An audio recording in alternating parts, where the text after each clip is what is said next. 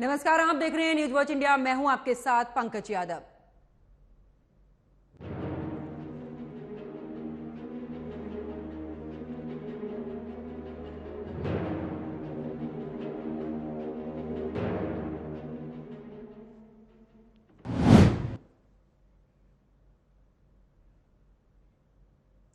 तो अमित शाह से मुलाकात के बाद विभागों को लेकर पैदा हुआ विवाद सुलझता दिखाई दे रहा है, पर इसके साथ ही शिंदे गुट के नाराज होने का खतरा भी बढ़ गया है। अजित पवार उद्धव ठाकरे सरकार में वित्त मंत्री थे और अब वो शिंदे सरकार में भी वित्त मंत्रालय की मांग कर रहे हैं। इसी पर आज खास चर्चा करेंगे, लेकिन उससे पहले हमारी ये रिपोर्ट देखिए।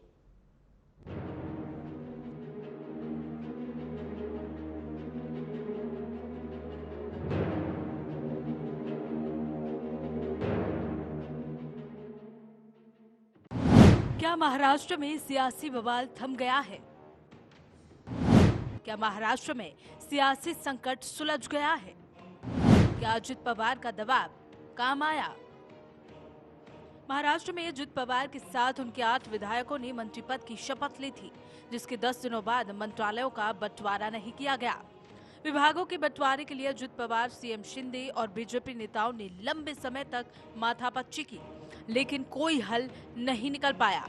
मामला उलझता देख अजित पवार ने दिल्ली का रुख किया और केंद्रीय गृह मंत्री अमित शाह से मुलाकात की। दरअसल अजित पवार शुरू से ही वित्त मंत्रालय की मांग कर रहे थे, जिसको लेकर पेंच फंसा हुआ था। अमित शाह से मुलाकात और अजित पवार की मुलाकात का असर दिखा। इस मुलाकात के बाद से राजनीति हलकों में अजित पवार को वित्त मंत्रालय मिलने की खबरें आने लगी। बताया जा रहा है कि डिप्टी सीएम अजित पवार को वित्त विभाग सौंपने पर बात लगभग तय हो चुकी है, जिसके बाद अब औपचारिक ऐलान का इंतजार है।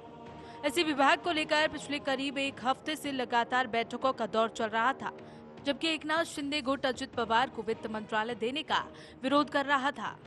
शिंदे गुट का आरोप है कि महाविकास अघाड़ी सरकार वित्त मंत्री रहे अजित पवार उनके विधायकों को फंड नहीं दिया था, जबकि प्रफुल्ल पटेल का कहना है कि बीजेपी, शिवसेना, शिंदे गुट और एनसीपी में मतभेदों का खंडन किया। उन्होंने कहा कि विभागों के मसलों को सुलझा लिया गया है। राजनीति विशेषज्ञों का कहना है कि एनसीपी, शरद पवार गुट, शिवसेना, उद्धव गुट और कांग्रेस गठबंधन वोट बैंक के लिहाज से बीजेपी पर भारी पड़ रहा है, जबकि एनसीपी का पश्चिम महाराष्ट्र में खासा असर है। राज्य की सियासत में अपना असर रखने वाले ज्यादातर एनसीपी नेता शरद पवार का साथ छोड़कर अजित पवार गुट में शामिल हो गए हैं और बीजेपी लोकसभा चुनाव को ध्यान में रखते हुए अजित पवार और बागी एनसीपी नेताओं को नाराज करना नहीं चाहती। अमित शाह ने अजित पवार की मांग को पूरा करके राज्य की सियासत में आए बवाल को सुलझा लिया, लेकिन राज्य की सियासत में ये शांति कब तक बनी रहती है? सरकार अपना कार्यकाल पूरा कर पाती है कि नहीं, ये बीजेपी पर निर्भर करेगा। अजित पवार को संतुष्ट रखना बीजेपी के लिए सबसे टेढ़ा सवाल है। Bureau report, news watch India. तो देखिए, जिस तरीके से अजीत की अगर बात करें तो अजीत पवार एनसीपी के चुनाव चिन्ह को लेकर भी बगावत पर उतरे हुए हैं, लेकिन अगर दूसरी तरफ की बात की जाए तो फिलहाल अभी मंत्रालय को लेकर लगातार जो बगावत के सुर हैं वो उठते हुए नजर आ रहे हैं। तो देखिए, बीजेपी और शिंदे गुट में किस तरीके से तकरार है। मुलाकात के बाद प्रफुल्ल पटेल भी इस दौरान मौजूद रहे थे। मुलाकात के बाद सियासी जो हलकों में अटकलें तेज थी और अजित पवार को वित्त विभाग मिलने की अटकलें काफी तेजी से हैं और साथ ही शिंदे गुट पवार को वित्त विभाग देने का जो है वो विरोध कर रहा है। तो इसी को क्या महाराष्ट्र में सियासी बवाल थम गया है? आज ऐसे कुछ सवाल हैं जिन पर आज चर्चा करेंगे, क्योंकि ये वो सवाल हैं जहां एक तरफ बीजेपी ने जहां पर अजित पवार को अपने साथ में लिया है और उनकी अब जो मांगे हैं, क्योंकि जिस 2019 की अगर बात की जाए तो उस दौरान भी वो वित्त विभाग उनके पास में था और अब एक बार फिर से जब वो डिप्टी सीएम बने हैं तो उनकी एक बार फिर से मांग यही है कि वित्त मंत्रालय उनके पास होना चाहिए। इसी को लेकर शिंदे गुट भी काफी नाराज नजर आ रहा है और साथ ही आपको यह भी जानकारी दे दें कि इस पूरे जो सियासत में अमित शाह से जब बैठक की गई है उनके साथ में, तब शायद ये आसार नजर आ रहे हैं कि कहीं ना कहीं अब जो ये विवाद है वो थोड़ा कम हुआ है।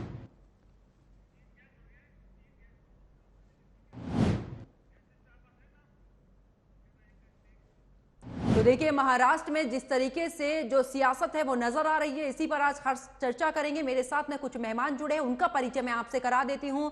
इसमें एनसीपी नेता अजीत गुट से मेरे साथ में अनु पाटिल जुड़ी हैं, बीजेपी प्रवक्ता अली दारुलवाला मेरे साथ में जुड़े हैं और कांग्रेस प्रवक्ता शान खान मेरे साथ में जुड़े हैं। आप सभी मेहमानों का स्वागत है न्यूज वॉच इंडिया पर। चर्चा की शुरुआत अनु जी आप ही के साथ में करूंगी। आखिरकार अब वित्त विभाग को लेकर शिंदे गुट की अगर बात की जाए, ऊपर से अजीत गुट, दोनों में कहीं ना कहीं तकरार नजर आ रही है। क्या सुलह हो चुकी है या फिर अभी ये बरकरार रहने वाली है? देखिए, ये कुछ विरोधी है, ये जो बात ऐसे फैला रहे कि इसमें कुछ ना कुछ प्रॉब्लम हो रहा है या तकरार हो रही है, ऐसा कुछ भी नहीं है। जो भी निर्णय लिया जाएगा वो सहमति से होगा। माननीय मुख्यमंत्री साहब देवेंद्र फडणवीस जी और एकनाथ शिंदे जी और हमारे उप मुख्यमंत्री अजय दादा, ये बैठक में ही तय किया जाएगा कि आखिर में वित्त मंत्रालय किसे मिला जाएगा। लेकिन खबर ये भी अनुजी निकलकर सामने आ रही, 2019 में भी जब देवेंद्र फडणवीस के साथ में थे, उस दौरान भी वो वित्त मंत्रालय इनके पास में था और अब उसी पर ये बगावत आखिरकार नजर आ रही है। खबरें जो निकलकर सामने आ रही हैं, तो क्या ये सुलझेगा? क्या वित्त मंत्रालय पर सहमति बन चुकी है? देखिए, मैं आपको कहना चाहती हूँ कि सहमति बनना नहीं बनना ये लोगों का और अजित पवार जी का काम करने का जो ढंग है वो बहुत बेहतरीन है। शासन के ऊपर उनकी बहुत अच्छी पकड़ है। अगर सहमति से अगर वित्त मंत्रालय अगर अजित पवार जी को मिलता है तो इससे बेहतर जनता के लिए सुविधा और महाराष्ट्र के लिए और कोई अच्छी बात नहीं होती। क्योंकि खबर अनुजी ये भी है कि कुछ ऐसे जरूरी मंत्रालय हैं जिनको लेकर जो अजीत पवार गुट की जो मांग है वो लगातार बढ़ती जा रही है, उसको लेकर शिंदे गुट में कहीं ना कहीं तकरार सी नजर आ रही है। तो ये गठबंधन कहीं ऐसा तो नहीं है डगमगा जाए? जी बिल्कुल नहीं। ये मैंने कहा ना कि बाहर जो बातें चल रही है वो विरोधक कहीं ना कहीं खबरें भी तो तभी निकल कर आती हैं। कहते हैं ना कि धुआं भी वहीं उठता है जहां आग लगती है। जी बिल्कुल बिल्कुल, ये बात सही है। लेकिन अगर एक घर में अगर एक साथ में रहना है तो कहीं ना कहीं अनबन होगी। अनबन से वजह की बात चर्चा से सुलझ सकती है और जो सुलझने वाली बातें हैं वो एक साथ में मिलकर जिसे कौन सा मंत्री खाता मिलेगा वो मिलकर सुलझाया जाएगा। इसमें कोई अनबन वाली ऐसी बात तो मुझे नहीं दिखाई दे रही। ठीक है, अली दारूवाला भी मेरे साथ में बीजेपी से जुड़े हुए हैं। अली जी क्या कहेंगे, क्योंकि मुद्दा जो था महाराष्ट्र से निकलकर दिल्ली आया है, तो एक बार फिर से जुड़ने की कोशिश करेंगे, नेटवर्क की वजह से हमसे नहीं जुड़ पाए हैं। शान खान जी, शिवसेना आपके गुट से जा चुकी है, एनसीपी जा चुकी है, अब खाली अगर बात की जाए तो कांग्रेस वहां पर विपक्षी एक बड़े दल के साथ में है महाराष्ट्र में। तो क्या ऐसा है कि कहीं ऐसा तो नहीं है कि धीरे धीरे कांग्रेस की तरफ से भी टूटने के आसार नजर आए? देखिए पंकज जी, कांग्रेस पार्टी पूरी तरीके से एकजुट है और मजबूती के साथ इस ठगबंधन, गठबंधन नहीं बल्कि ठगबंधन है, इस ठगबंधन की लूट वाली नीति और बंदर बाट वाली नीति के खिलाफ जनता की आवाज उठाएगी। आज देख रहे किस प्रकार से जन सरोकार से इनका कोई लेना देना नहीं है, या आपस में सत्ता की बंदर बाट कर रहे हैं। जिस पार्टी को इसके प्रधानमंत्री मोदी जी खुले मन से, सार्वजनिक मन से नेचुरल करप्ट पार्टी बताते थे, एनसीपी का अर्थ बताते थे नेचुरल करप्ट पार्टी, आज उसी पार्टी के साथ ये ठगबंधन करके सरकार चलाने की चेष्टा कर रहे हैं। और जिस अजीत पवार को देवेंद्र फडणवीस कहते थे, अजीत दादा तक की पीसी, अब वही अजीत पवार इनकी सरकार में शामिल हो रहे हैं, वित्त मंत्री बन रहे हैं। वही अजीत पवार जिनके खिलाफ भाजपा 70,000 करोड़ की सिंचाई घोटाले का आरोपी उन्हें बताती थी। तो ये कोई गठबंधन नहीं है, ये ठगबंधन है। ये लुटेरों का एक गिरोह है भाजपा का, जो किसी भी कीमत पर जनता को लूटने के लिए सरकार में बने रहना चाहता है। और जो आपने बात की कांग्रेस पार्टी निश्चित रूप से एकजुट है और इनकी ईट से ईट बजाएगी भविष्य में, आप देखिएगा। अनु जी, जिस तकरार की बात कर रहे थे उसी पर कांग्रेस का बयान तो आपने सुना ही है, ठगबंधन आपको नाम दिया है, क्या कहेंगी? देखिए, मैंने क्या कहा, अगर उनका ही घर जहां हिलते दिखाई दे रहा है तो वो कुछ ना कुछ तो कह ही देंगे। और कांग्रेस ने जो सरकार, जब उनकी सरकार थी, उन्होंने जनता को क्या दिया तो सब लोग जानते हैं और उस बारे में मैं कुछ कहना नहीं चाहती। और रही बात अभी की, तो देखिए कैसा है कि जनता ये सब अच्छी तरह से जानती है। जो महायुति बनी है वो बनने का एक में वो यही कारण था कि जनता का हित उसमें हो जाए, और इसीलिए ये महायुति बनी। और आने वाले समय में जो महाराष्ट्र की जनता बेरोजगारी से और बहुत सारी चीजों से जो वंचित है, और हमारी सरकार उसको पूरी तरह से पूरा करने की कोशिश करेगी, यही मैं आपके माध्यम से कहना चाहती हूँ। ठीक है शान खान जी, आपने ठगबंधन तो नाम दे दिया, लेकिन वो ठगबंधन कहीं ना कहीं बढ़ता तो नजर आ रहा है, वो धीरे धीरे कब्जा करता नजर आ रहा है आप ही के गठबंधन पर।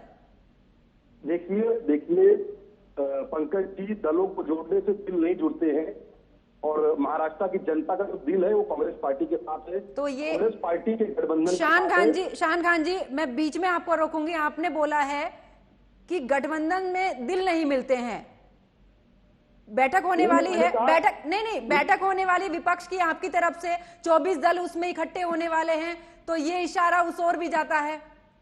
क्या वहां दिल मिलेंगे या सिर्फ नाम मात्र के लिए महागठबंधन? निश्चित रूप से मिलेंगे। हम समान विचारधारा के दल हैं, और हमारा लक्ष्य है कि इस देश की जनता पर जिस प्रकार से दमन करने वाली सरकार बैठी हुई है, जो महंगाई बढ़ा रही है, बेरोजगारी बढ़ा रही है और तमाम मोर्चे पर विफल है, तो जनता चाहती है कि मजबूत गठबंधन बने और भाजपा का सफाया हो। यानी कि आपका दिल मिलेगा, बीजेपी जिसके साथ में जा रही है उनका दिल नहीं मिलेगा। हम प्रेम मोहब्बत सद्भाव का संदेश देने वाले, पैगाम देने वाले लोग हैं। हम नफरत की आग पर अपनी रोटी नहीं सेकते, और किसी भी कीमत पर सरकार चलाना, भले ठगबंधन ही क्यों ना करना पड़े, वो काम भाजपा का है, हमारा नहीं है। ठीक है मेरे साथ में बीजेपी प्रवक्ता भी जुड़ चुके हैं। अली जी स्वागत है आपका न्यूज वॉच इंडिया पर। अली जी, जिस तरीके से शिंदे गुट भी आपके साथ में, अजीत गुट भी आपके साथ में, लेकिन इस दौरान सबसे बड़ी समस्या हो गई है वित्त मंत्रालय को लेकर, आखिरकार सुलझ गई है गुत्थी या फिर ये आगे भी देखने को मिलेगी? कहीं ऐसा तो नहीं है किसी एक को पद देकर दूसरा नाराज हो जाए?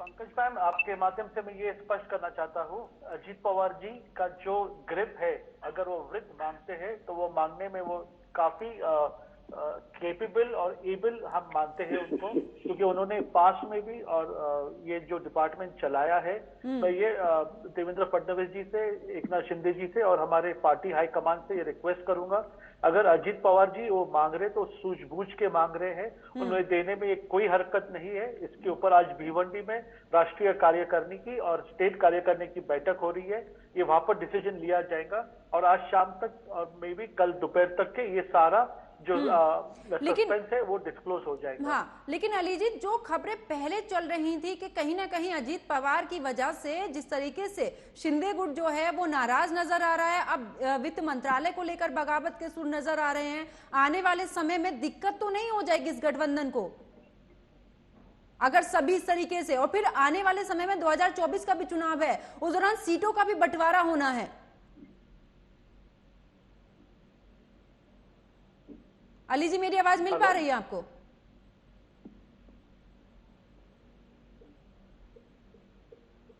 अली जी, मेरी आवाज मिल पा रही है? एक बार फिर से अली जी से जुड़ने की कोशिश करेंगे। अनु जी, एक तरफ अभी वित्त विभाग को लेकर ये इस तरीके के जो पहलू निकलकर सामने आ रहे हैं, आने वाले समय में 2024 के चुनाव है, सीटों का भी बंटवारा होना है, मिलकर साथ में काम करना है, तो कैसे निकला जाएगा?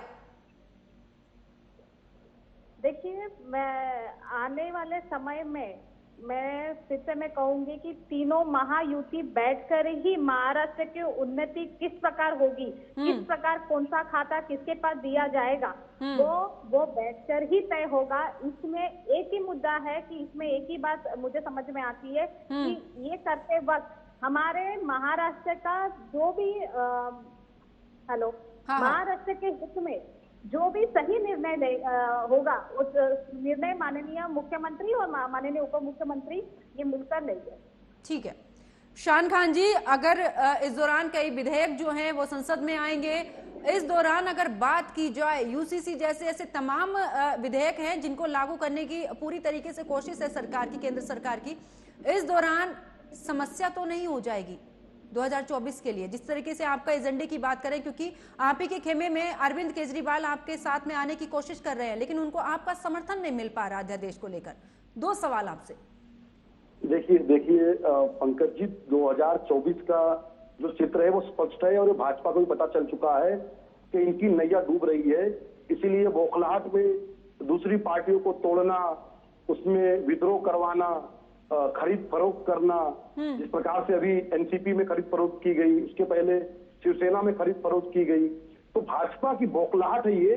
और भाजपा निश्चित रूप से 2024 का चुनाव हार रही है, लेकिन क्योंकि जनता बौखलाहट समझ आती है शान खान जी, बौखलाहट समझ में आती है, लेकिन नींव तो आपकी कमजोर है ना, जहां से टूट रहे हैं।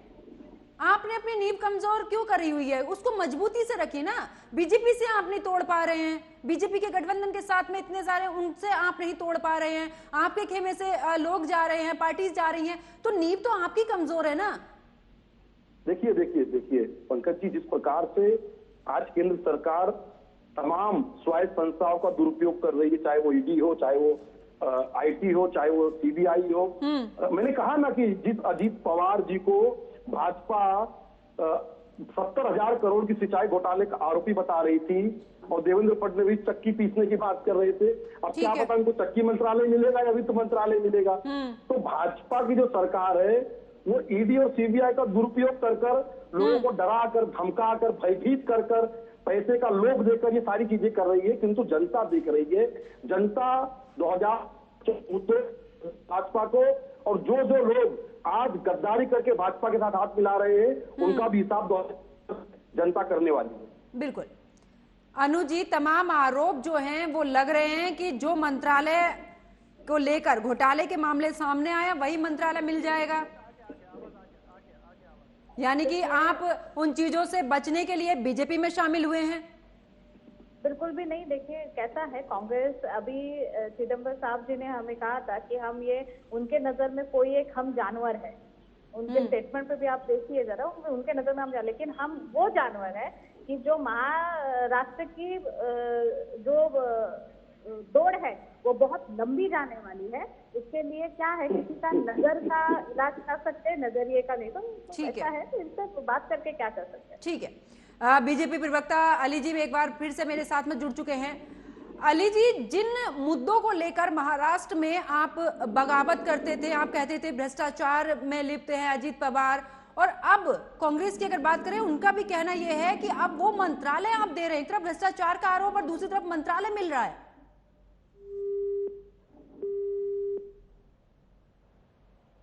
करना चाहता हूँ, economic offence wing of enforcement directorate, इनकी इंक्वायरी चालू है, किसी को क्लीन चिट नहीं मिली है।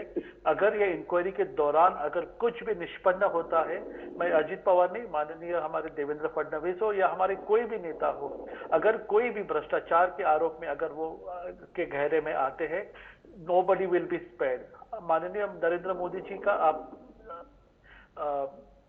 दिल की बात आप जानते हो, ना खाऊंगा ना खाने दूंगा। हमारी जो कैबिनेट है, हमारी काउंसिल ऑफ मिनिस्टर्स है, अगर इसके अंदर कोई भी कुछ भी निष्पन्न होता है तो यहाँ पर उनको सजा और शिक्षा होगी।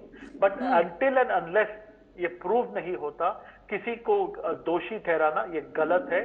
मैं यही पूछना चाहता हूँ कांग्रेस के प्रवक्ता को, 2 घंटे जिस दिन अजीत पवार जी ने शपथ विधि ली, 2 घंटा पहले दूसरे चैनल पे इनके सहकारी मुझे बोल रहे थे कि हमारे अजीत पवार ये दूध से धुले हैं, इनके ऊपर कोई कार्रवाई नहीं है, आपने ईडी को खामोखा इनके ऊपर छोड़ा है। और 2 घंटे बाद ये बोल रहे हैं कि वो आपके वहां पर आ गए और वॉशिंग मशीन में साफ हो गए। तो मैं इनका रुख जानना चाहता हूँ, 2 घंटे में कैसा चेंज हो गया? 2 घंटा पहले ये उनकी जो बोलते माफीचा साक्षीदार यही हमारे सामने बैठे थे और 2 घंटे बाद यही बोल रहे उनको तिहाड़ जेल में डालिए। तो ये जो डबल फेस जो ये लोग है, इनका आपके माध्यम से आप इनको इनका निकाब उतारिए। ठीक है अली जी, जवाब लेते हैं क्योंकि भ्रष्टाचार को लेकर लगातार मामले और लगातार सवाल दागे जा रहे हैं। और ये जो आपने पहलू निकाला है ना कि अभी 2 घंटे के अंदर अचानक से भ्रष्टाचार को उजागर किया है, उससे पहले नहीं था। शान खान जी, आपसे जवाब चाहूंगी, क्योंकि अभी आपने बोला कि भ्रष्टाचार को लेकर सीबीआई का जो दुरुपयोग है वो केंद्र सरकार कर रही है, उसी की बिहाफ पर अजीत पवार गए हैं। तो या तो अजीत पवार पहले से ही भ्रष्टाचार में है, ये आप भी मानते हैं? देखिए पंकज जी, ये उत्तर तो देवेंद्र फडणवीस को देना चाहिए। वो कह रहे थे कि अजीत दादा चक्की पीसेंगे, मैं थोड़ी कह रहा था। तो या तो नहीं, ये कह रहे थे, या तो भाजपा भी झूठ बोल रही है, या तो पहले झूठ बोल रहे थे, या तो भाजपा भी झूठ बोल रही है। पहले भाजपा स्पष्टीकरण दे कि वो भ्रष्टाचार उनको मानती है या छुपा मानती है, पहले भाजपा स्पष्टीकरण दे। पहले भाजपा बताए कि वो अजीत पवार को भ्रष्टाचारी मानती है, साफ सुथरा मानती है। अली जी जवाब दीजिए, भ्रष्टाचार में है या नहीं है? अली जी आवाज पहुंच पा रही है मेरी? चलिए अली जी से फिर से जुड़ेंगे। शान खान जी आप ही बताइए, भ्रष्टाचारी हैं या नहीं है? देखिए वो तो जांच होगी और न्यायालय तय करेगा, मैं न्यायाधीश नहीं हूँ। शान खान जी जांच के लिए तो बीजेपी भी बोल रही है ना, जांच होगी सिद्ध होगा तो ठीक है। अरे सुन लीजिए, मैंने तो कभी नहीं कहा कि अजीत दादा चक्की पीसेंगे, ये तो भाजपा ने कहा ना। तो भाजपा को बताना चाहिए कि जो व्यक्ति पहले चक्की पीसने योग्य था वो आज मंत्री योग्य कैसे हो गया, ये तो भाजपा को बताना चाहिए। ये तो भाजपा से पूछिए आप। ठीक है अली जी, मेरी आवाज पहुंच पा रही है आप तक? अली जी से संपर्क नहीं हो पा रहा है। अनु जी अगर बात यहाँ पर भ्रष्टाचार का आरोप लग रहा है साफ तौर पर अजीत पवार पर, आप किस तरीके से निकलेंगे उससे? किस तरीके से अजीत पवार का गुट निकलेगा? देखिए ऐसा भ्रष्टाचार के आरोप कांग्रेस के ऊपर गए कितने साल से लग रहे हैं, और अगर उसमें अगर उनके कांग्रेस के अगर घोटाले निकाले जाए 70 साल के, तो देखिए वो तो फिर बहुत सारी चीजें हैं जो बाहर निकलेगी और जनता के सामने आएगी। इसके लिए क्या होता है कि सीटें उठाने, किसी और के ऊपर उंगली उठाने से पहले अपने ऊपर भी 4 उंगलियां है, इसका भी आप अंदाजा लगा लीजिए। और ज्यादा कांग्रेसी प्रवक्ता को मैं ये कहूंगी कि ज्यादा हंसने की बात नहीं है, जनता सब जानती है, आने वाले समय में जवाब भी आपको बेहतरीन तरीके से मिलने वाला है। शान खान जी फाइनल कमेंट आपसे चाहूंगी। नहीं, ये जो हमारी बहन बैठी हुई है अजीत पवार गुट की, ये बताएं कांग्रेस समाज तमाम तरह की चीजें कह रही, कांग्रेस भ्रष्ट है। तो जब कांग्रेस की सत्ता थी तो अजीत दादा कहां पर थे? जब कांग्रेस इतनी बुरी थी तो आपके अजीत दादा उसमें सत्ता भागीदार क्यों बन रहे थे? आपने कहने पर मजबूर किया है, इसके लिए हम कह रहे हैं। आप कह रही है कांग्रेस भ्रष्ट है, तो आपके अजीत दादा हमारे साथ क्या कर रहे थे अब तक? अरे आप क्या कर रहे थे अजीत दादा हमारे साथ? यानी वही भागीदार थे हमारे भ्रष्टाचार में, यदि हम भ्रष्टाचारी है तो। ठीक है अनु जी, शान जी एक करके। अली जी एक बार फिर से मेरे साथ में जुड़ चुके हैं। अली जी फाइनल कमेंट आपसे चाहूंगी कि आखिरकार जिस तरीके से भ्रष्टाचार के आरोप लग रहे हैं और कहते हैं कि बीजेपी में जो भी शामिल हो जाता है वॉशिंग मशीन की तरह वो साफ हो जाता है, तो क्या आप मानते हैं कि अजीत पवार भ्रष्टाचार में लिप्त है या नहीं? मैडम पंकज मैम, मेरे मानने नहीं मानने से या मेरे पक्ष के मानने से नहीं चलता। ईडी का जो साफ सुथरा कारोबार है, इसके अंदर जो ट्रेल्स अगर इस्टेब्लिश होते हैं तो मैं माननीय अजीत पवार जी नहीं, अगर इनके भी नेता है, अगर वो ट्रेल इस्टेब्लिश है तो उनकी जगह तिहाड़ जेल में है। यहाँ पर इन्वेस्टिगेशन जब तक कंप्लीट नहीं होता, हमें ये जज एंड ज्यूरी चैनल के ऊपर नहीं होना चाहिए। Let him do his work. 3 lakh लोगों के मतदान से वो निवड़ के आए हैं, चुनकर आए हैं, उनके लोगों चलिए और सभागृह में रख के उनकी वेलफेयर का समय कम होने के चलते अली जी मुझे आपकी बात को यहीं पर ही रोकना होगा। और आप तीनों मेहमान मेरे साथ में जुड़े, आप तीनों का बहुत बहुत शुक्रिया। तो देखिए जिस तरीके से महाराष्ट्र में शिंदे गुट की अगर बात करें और साथ ही एनसीपी की अगर बात करें तो दोनों ही गुटों में कहीं ना कहीं वित्त मंत्रालय को लेकर जंग छिड़ी हुई है, जिसको लेकर अब अमित शाह से भी बात की गई है और उन्होंने भी इस दौरान ये भी खबर निकलकर सामने आ रही है कि जल्द ही इस पर कोई ना कोई जो पहल है वो सामने आएगी और कहीं ना कहीं इस चीज को लेकर समझौते की जो कड़ी है वो भी नजर आएगी। लेकिन अब देखने वाली बात यह होगी कि अभी से ही मंत्रालय को लेकर जंग छिड़ी हुई है, अभी तो 2024 दूर है जहां पर सीटों का भी बंटवारा होना है। तो क्या अजीत पवार के आ जाने से शिंदे गुट जो है वो नाराजगी के साथ कहीं ऐसा तो नहीं है कि दरकिनार हो जाए? मेरे साथ फिलहाल इतना ही। आप देखते रहिए न्यूज वॉच इंडिया। नमस्कार।